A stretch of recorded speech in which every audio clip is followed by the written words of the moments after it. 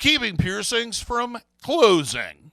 Coming up next on Body Piercing Basics, episode number 61. So you should probably stick around.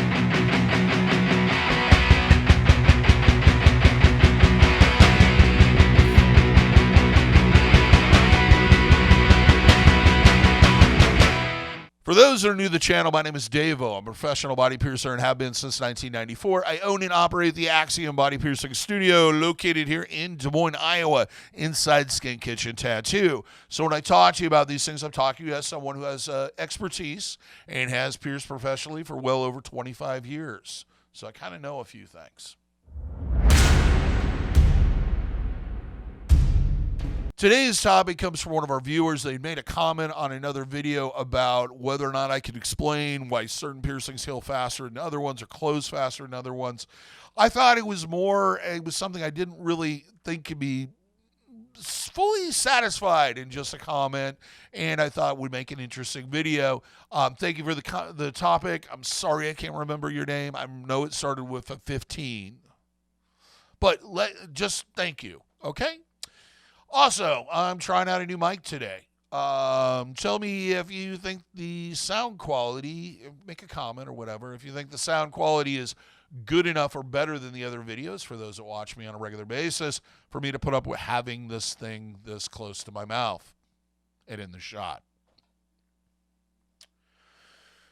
So, let's get into the subject. What are we talking about today? What we're talking about is, why do some piercings seem to stay open much longer? Why do some seem to close faster? What you can do about that? Maybe you have a lifestyle change or a situation where you have to remove the jewelry for short periods of time, and you want to kind of figure out whether or not that's even possible without losing the piercing, because nobody wants to lose the piercing, generally.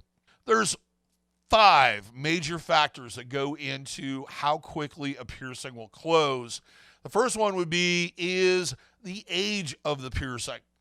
If the piercing is well-seasoned, you've had it for a long period of time, it's probably going to be a lot longer. It's going to take a lot longer for your body to close that piercing. And when we talk about that, when we say seasoned, I should probably explain. Piercings kind of go through 3 stages of healing. The first stage would be the acceptance stage. That's immediately after the piercing is done.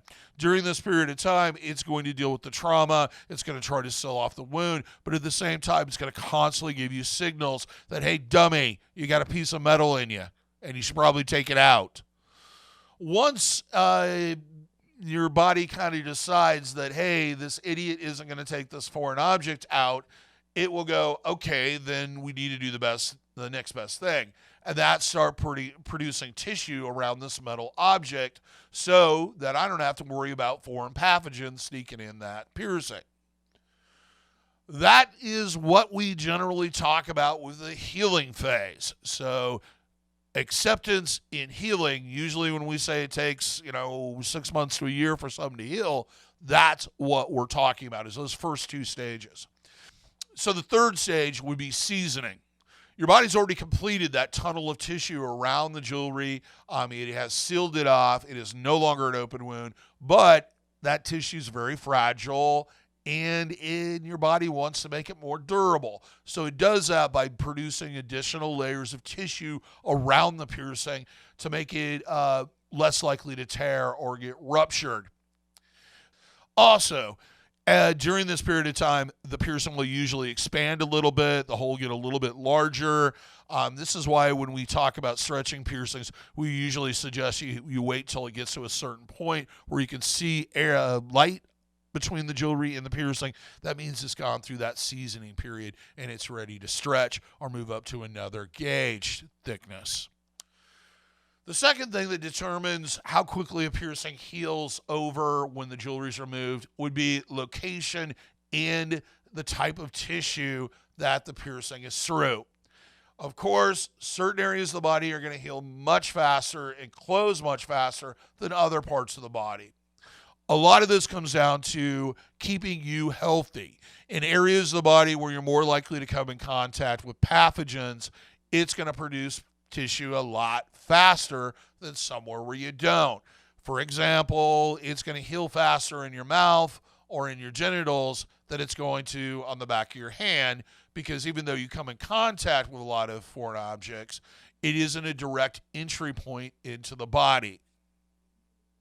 The third one would be the health of the person who has the piercing. If you're more healthy, chances are it's going to close faster.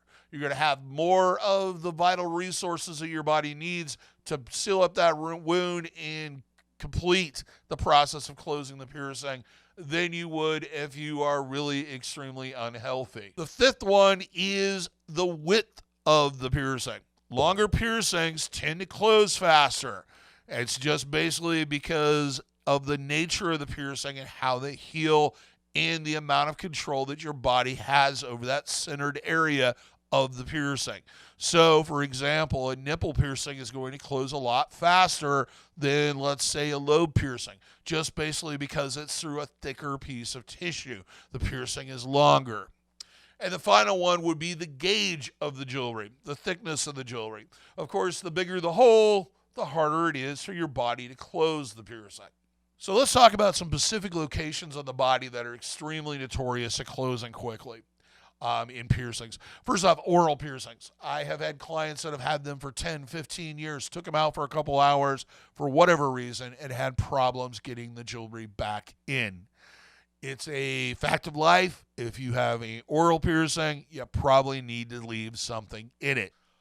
I know there's going to be a bunch of comments from people that are going to say, yes, I've had my lip piercing for years. I take it out for months on end, never have any problems getting it back in.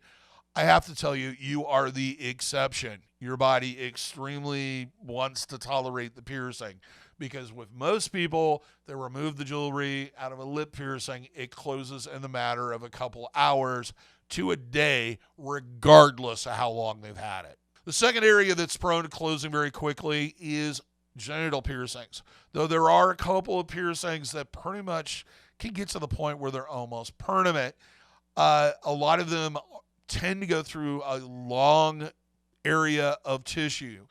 And because of that, and because you generate tissue so rapidly in that part of your anatomy, it's not very difficult for your body to close those piercings very quickly in a matter of a day or two. The third most likely to close would be nipple piercings and navel piercings. Both of these fall into that long piercing area. Also, nipple piercings tend to be very dense tissue.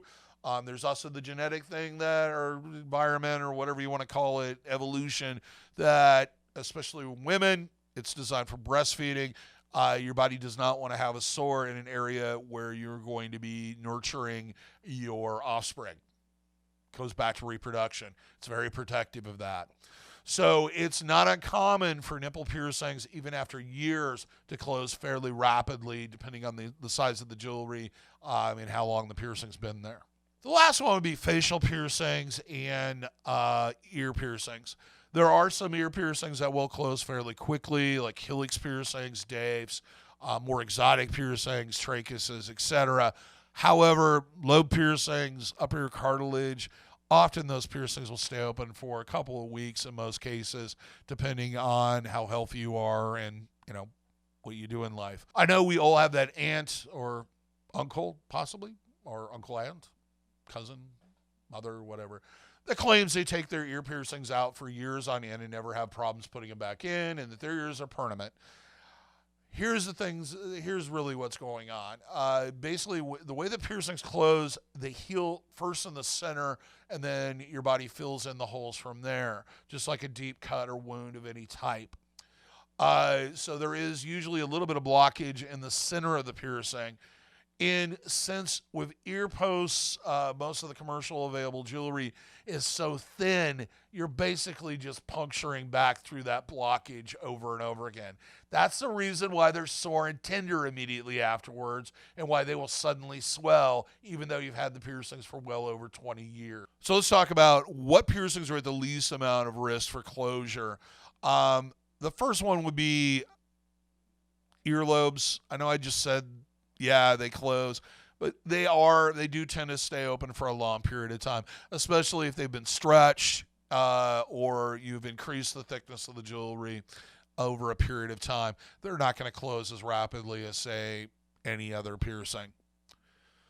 Septum piercings have a tendency to stay open for long periods of time.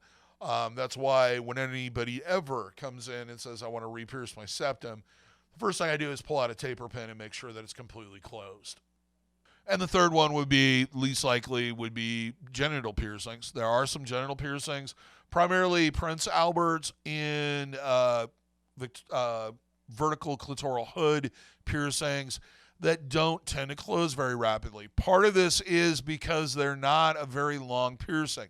They're through a very thin piece of material or tissue, I guess. And so it's a very short piercing. So your body has a lot of time to heal that piercing, and it has a lot of time to season that piercing. Now, that does not mean that if you take the jewelry out and leave it out for an extended period of time, it isn't going to close completely. It just means that those two piercings are less likely to close.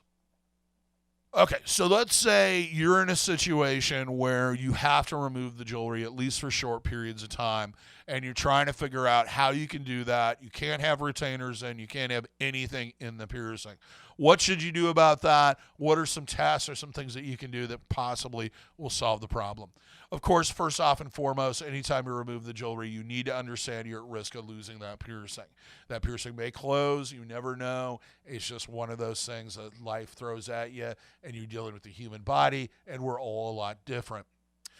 The first thing is, I would not suggest removing the jewelry for any extended period of time until it's completely gone through its seasoning period. You can usually tell this because there'll be a little bit of a gap between the jewelry and the edges of the piercing. The jewelry moves very freely through the piercing without any needed pressure or force. It's just there. You can tell. And if you're in doubt, go see your piercer and ask them their opinion. The second thing you can do if you feel like you're going to be removing a lot and you've seasoned it is stretching the piercing. Going to a thicker gauge is going to add a little bit of an edge to it and make it a little bit longer for your piercing to close, especially if you have to leave it out for any extended period of time. Sometimes going up from, let's say, 16 or 14 and getting up into that 12 range, you can take that 12 gauge out and it'll start shrinking down, and you might be able to get a 16 gauge back in. So having that thicker jewelry in there will help. So what I would suggest as far as testing it is once you've gotten to the point where you feel like you're at a point where it's like, I can't do anything better than this, let's just give it a shot. Take it out, if you can, take the jewelry out for short periods of time. Let's say an hour at first, and then put the jewelry back in. Leave it in for a day or two, and then take it out for an hour and a half, and then 2 hours, and 3 hours, etc. And do that until you get to a point where it's very difficult for you to get the jewelry back in. That's probably be the peak of how long you can safely remove that jewelry without having issues putting it back in. So that's all I have pretty much to say on this subject today. I hope I covered a lot of information. I hope you learned something, got you thinking. If you have something to add or have a question, please leave a comment. I usually answer them if I have time. And who knows, your comment might turn into the next video topic. You never know. Also, comment on the sound. Let me know, is it worth having this around, or should I just go back to the old shotgun mic? If you feel like it sounds better, let me know in the comments. If you like the video and feel like you learned something, give us a thumbs up. Let us know that you like it, because we like it when you like it. If you are interested in body piercing and tattooing and would like to learn more, please subscribe. We post roughly 4 to 5 videos a week, mainly with a focus on educating those new to body piercing and tattooing and those that have been around for a while. Maybe refresh your knowledge on body art. If you like swag, t-shirts, and etc., check out our merch store. We have various different designs by the artists here at the Skin Kitchen and myself. Just put out a new one, put one up. It's a circle logo. It's the new chef version. So it's like our crew t-shirt. Check that out. Links are in the description. Also, I'll put a card up for the merch, and it's going to be in the merch shelf. Directly below this video is going to be a few of our t-shirts that we have available. Till next time, here's hoping all your piercings heal with ease and without a single issue. And if you're in the Des Moines, Iowa area, and I'm in focus, And if you're in the Des Moines, Iowa area, I hope to see you for your body piercing needs in the future. Thanks for watching, everybody. Have a good day. Go out there, do something exciting, enjoy yourself, and have some fun on me. Talk to you soon. See you next time.